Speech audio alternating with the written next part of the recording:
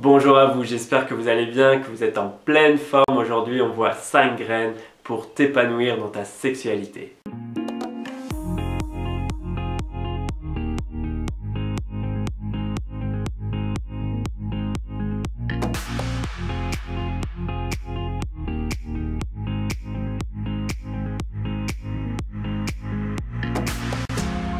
J'ai fait cette vidéo parce que je sais à quel point le monde de la sexualité est un monde qui peut des fois être un monde de souffrance.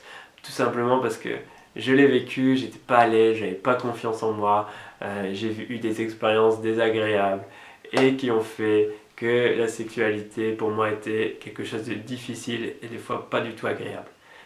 Et je sais que plein de personnes sont dans ces cas-là, que ce soit des femmes ou des hommes, mais là je m'adresserai beaucoup aux hommes aujourd'hui dans cette vidéo parce que c'est des partages, des graines qui m'ont aidé dans ma vie et donc peut-être que ça va vous aider aussi pour vous les femmes, vous pouvez me dire en commentaire à la fin, mais là ça va être surtout axé chez les hommes.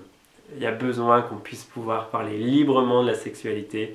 Moi j'organise des cercles d'hommes justement pour permettre à tout homme de pouvoir parler de tout ce qu'il veut, de la sexualité ou autre, mais c'est un moment où les hommes aiment bien aussi parler de la sexualité parce que c'est un endroit où c'est quasiment le seul endroit où on peut en parler facilement, avec authenticité, sans être jugé. La première graine, que tu sois une femme ou un homme, c'est détends-toi par rapport à la sexualité. Détends-toi.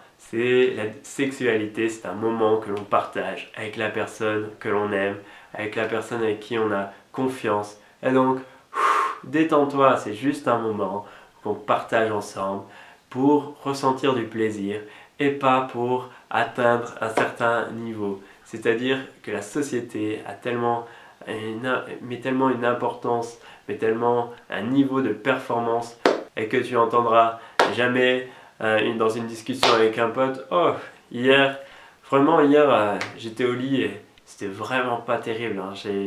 J'ai éjaculé tout de suite et je me suis senti pas bien. Non, t'entendras jamais ça. Si tu arrives à le partager déjà avec un pote, c'est génial et c'est assez rare. La deuxième graine, c'est de ne pas idéaliser son partenaire. J'ai fait souvent cette erreur-là, de mettre ma partenaire sur un piédestal. Tout simplement parce que je la trouvais belle, parce que je la trouvais intelligente.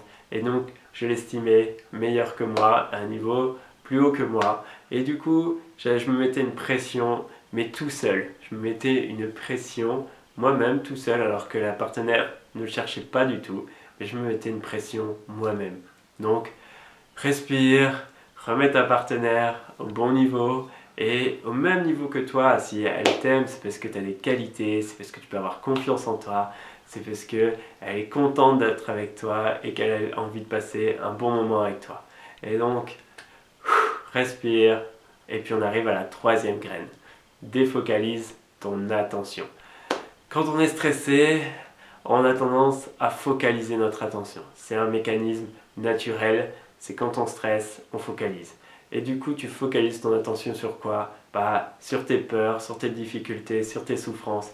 Et ça ne t'aide pas à avancer. Au contraire, le fait de te focaliser sur tes difficultés, ça vient que confirmer tes difficultés dans ta prochaine relation sexuelle. Et du coup, défocalise ton attention. Détends-toi, respire pour ça. Reviens à tes ressentis. Qu'est-ce que tu ressens vraiment dans ton corps? Pas ce que tu imagines, mais ce que tu es en train de vraiment ressentir dans ton corps. Parce que souvent on a tendance à s'imaginer des choses, à s'imaginer que ça va être waouh, génial, incroyable, alors que c'est pas du tout la même chose que l'on ressent dans notre corps, mais rien que le fait d'imaginer, et bah, ça vient influencer notre corps et notre manière d'agir, nos comportements. La troisième graine, c'est communique sur ce que tu vis.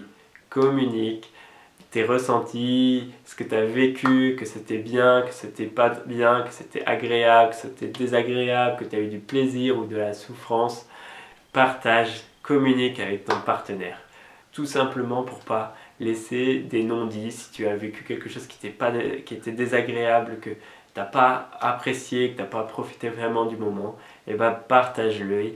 Au lieu de garder quelque chose que tu vas cultiver en toi parce que tu veux le garder pour toi et que tu n'as pas envie que ta partenaire elle croit que c'était pas bien et qu'elle soit déçue et on s'imagine plein de scénarios. Donc non, partage, communique avec ton partenaire, c'est une clé vraiment essentielle pour se sentir épanoui dans la relation.